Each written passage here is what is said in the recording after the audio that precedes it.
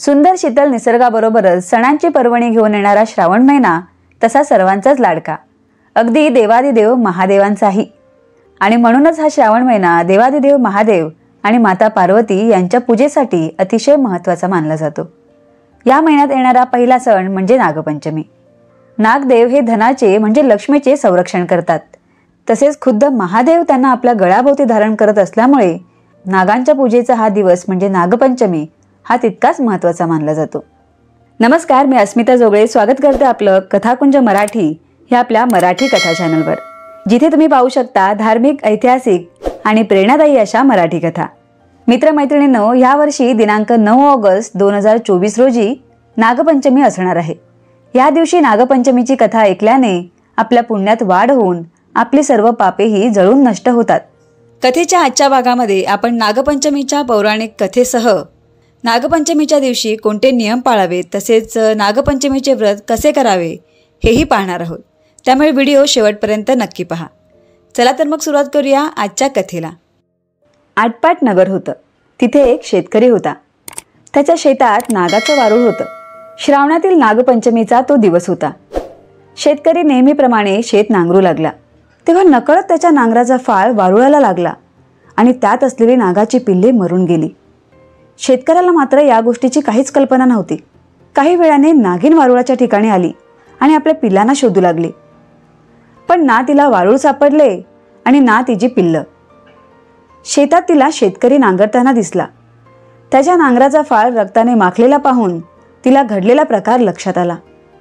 आपल्या पिल्लांच्या मृत्यूने दुःखी झालेली नागिन सुडाने पेटून उठली। या शेतकऱ्यामुळे आपला निर्वंश झाला, म्हणून तिने त्याचा सूड घेण्यासाठी त्याचाही निर्वंश करण्याचे ठरवले।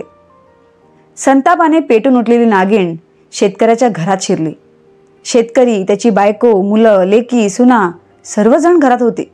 तिने सर्वांना दंश केला आणि शेतकऱ्याचा निर्वंश केला।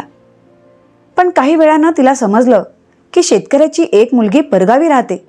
तेव्हा तिला संपवण्यासाठी नागिन परगावी गेली। त्या मुलीच्या घरी आली, पण समोरचं दृश्य पाहून ती क्षणभर थबकली।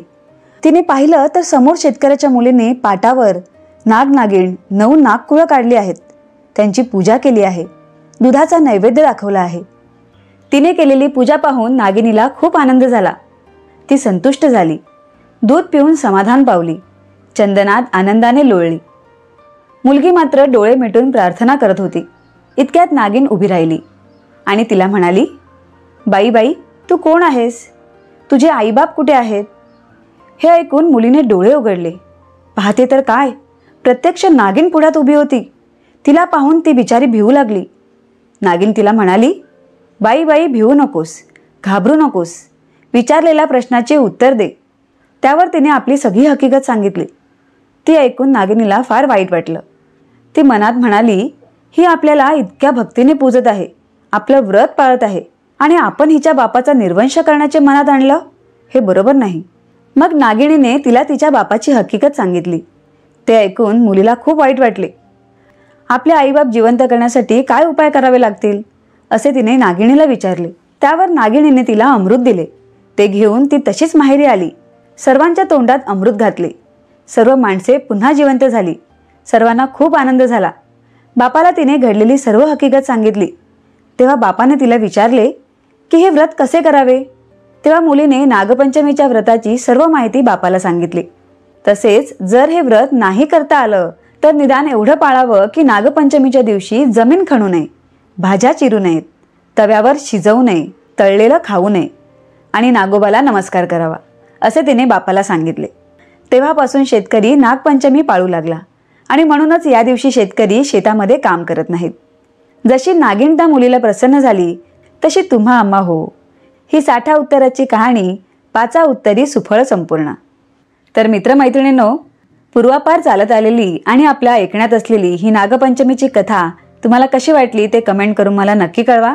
कथेचा हा व्हिडिओ तुम्हाला आवडला असेल तर व्हिडिओला लाईक करा, शेअर करा आणि अशाच सुंदर कथांसाठी कथाकुंज मराठी या आपल्या चॅनलला सबस्क्राईब करा। पुन्हा भेटूच अशाच सुंदर कथेसह। तोपर्यंत धन्यवाद।